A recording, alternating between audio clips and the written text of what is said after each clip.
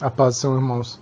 Irmãos, essa semana uma voz de um senhor ficou ecoando, sabe, no meu ouvido, na minha mente, e o tempo todo falava assim, é hora de viver, viver.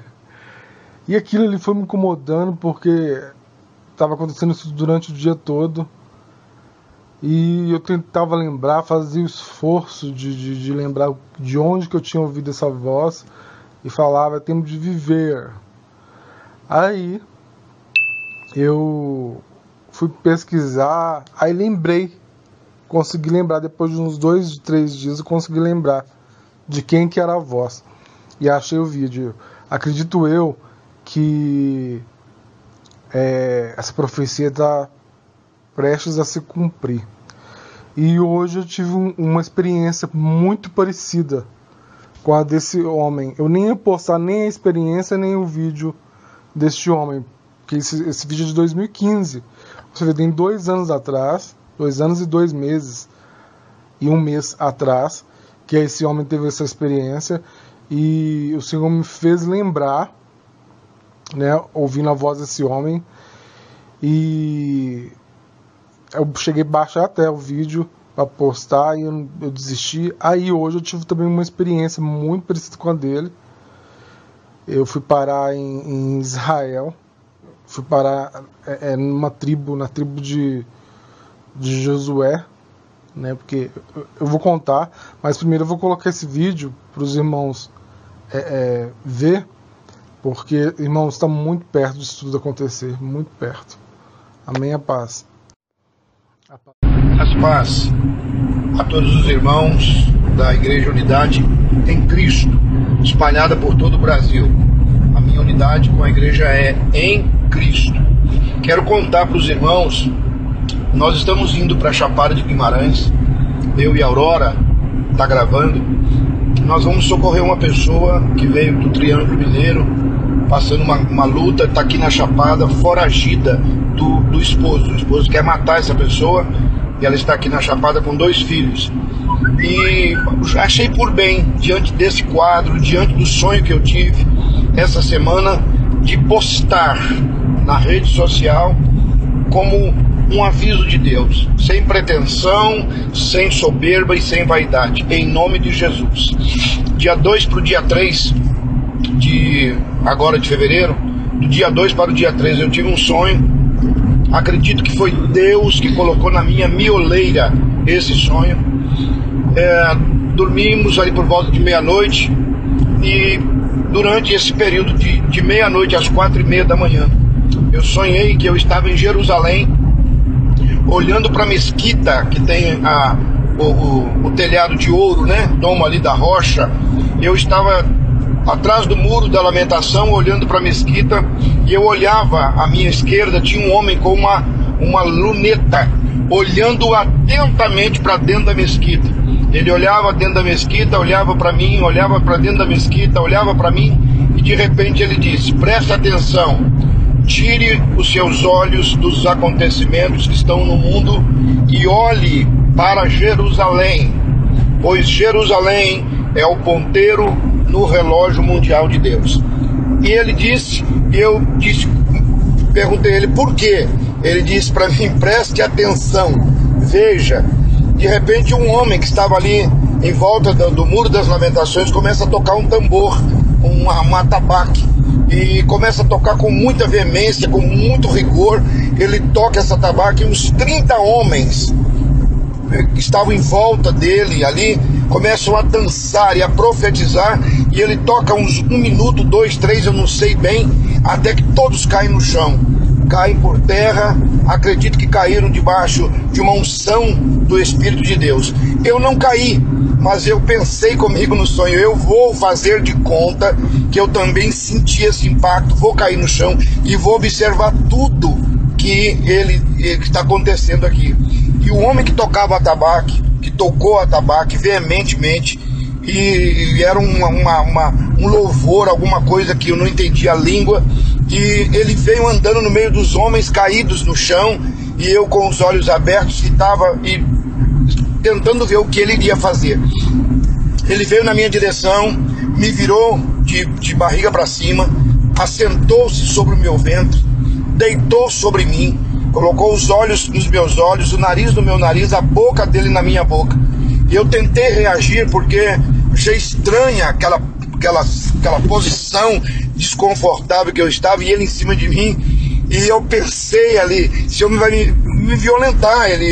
Pensei alguma coisa, tentei reagir, e ele disse: Deus te domina agora. Ele usou essa frase: Deus te domina agora. E eu parei fito, olhei nos olhos dele, e através dos olhos dele eu vi a glória de Deus. Eu vi a glória de Deus. Eu vi num relance, num segundo, eu vi os céus, eu vi o infinito, e eu vi a glória de Deus através dos olhos dele. E nesse interim, através dos olhos dele, deitado ali, dominado por ele agora, pelo poder de Deus, o poder de Deus que não me dominou na hora do louvor, mas me dominou ali naquele momento que ele não me subjugou, mas ele me dominou. E eu olhava na íris dos olhos dele. E então, olhando, ele disse: agora preste atenção no que você vai ver. Veio um homem com as mãos mirradas, mãos pequenas, e todo leproso. A arcada dentária do homem era invertida, os dentes superiores eram embaixo, os de baixo eram em cima, deformado, leproso, com a mão mirrada. Esse homem veio andando, e ele disse: preste atenção nele. E eu olhei atentamente para ele, dizendo: é um leproso, um doente, e me compadeci dele. E esse homem veio na minha direção, e aquele profeta disse, a voz profética disse: essa é a igreja do Brasil. Esta é a igreja do Brasil. Ela está leprosa, com as mãos mirradas, com a arcada dentária invertida. E eu perguntei a ele o que significa a arcada dentária invertida. Ele disse: são músicos, cantores do seu país, que estão enriquecendo com a música, estão enriquecendo, ficando famosos, ricos, milionários no seu país, e a mão de Deus será contra eles nesses dias. E eu, perplexo debaixo daquilo que eu via, eu perguntei: mas o que significa então a arcada dentária invertida? Ele disse: é a boca que era para o louvor, ela está invertida. A glória é para o homem, a glória é do homem. E eu perguntei: e a mão mirrada? O que é a mão mirrada? E o que é a lepra? Ele disse: são pastores do seu país, a sua nação, aonde você mora. Os pastores estão com as mãos mirradas. Eles só querem receber. Eles não têm mão para dar ao povo. Não tem. E a lepra é adultério. Há muitos, ele disse, muitos, a maioria dos pastores da sua nação estão no altar em adultério. E eu pranteei, e eu gritei, e eu chorei, e eu dizia: não é verdade. Ele diz: presta atenção o que vem agora. E esse homem da mão mirrada, a voz profética me disse: estenda para ele, ofereça a ele 2 moedas. E eu ofereci 2 moedas para ele, de R$1 cada moeda. E ele, com as mãos mirradas, ele fez um som terrível.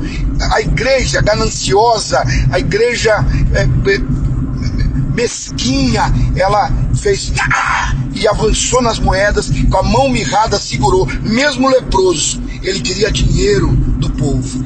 E ele disse: vê agora o que você vai ver. E eu olhei à direita do homem e à minha esquerda havia uma cadela leprosa, uma cadela toda de lepra na sarjeta, e ela estava no cio. E o homem leproso, com a mão mirrada, com a arcada dentada, se uniu à cadela numa relação sexual. E ele disse: a igreja do seu país se relaciona com demônios. Irmãos e irmãs, eu falei diante da igreja que eu pastoreio, eu falei com os irmãos que Deus pode riscar o meu nome do livro da vida se eu minto, se eu invento, se eu crio esse sonho. E eu desesperado, gritando que não, e ele diz: preste atenção, observe o que você vai ver agora. e ele me leva para um hospital, um pronto-socorro, e tinha uma fila de cadeiras, 7 cadeiras, havia 2 moças sentadas nessa cadeira. Na 4ª cadeira, uma menina, filha de Jonathan Bunch. Viu, Jonathan? Você que está aí nos Estados Unidos ouvindo, eu vi no sonho a sua filha sentada na 4ª cadeira, e na última cadeira, uma outra menina que eu não sei quem era. Havia uma mulher dando estudo bíblico para as 2 meninas. Me parecia, eu falei com a Aurora, ser uma pastora de Uberlândia, mas eu não vi o rosto dela. Ela estava de costas, e a voz profética disse: não é hora mais de dar estudos bíblicos à igreja, é hora da igreja viver o que ela já tem recebido. Nisso, essa mulher, que parecia ser, não afirmo, uma pastora de Uberlândia, ela caiu com o rosto em terra, profetizando, e a voz profética disse: esse momento é o momento da profecia se cumprir.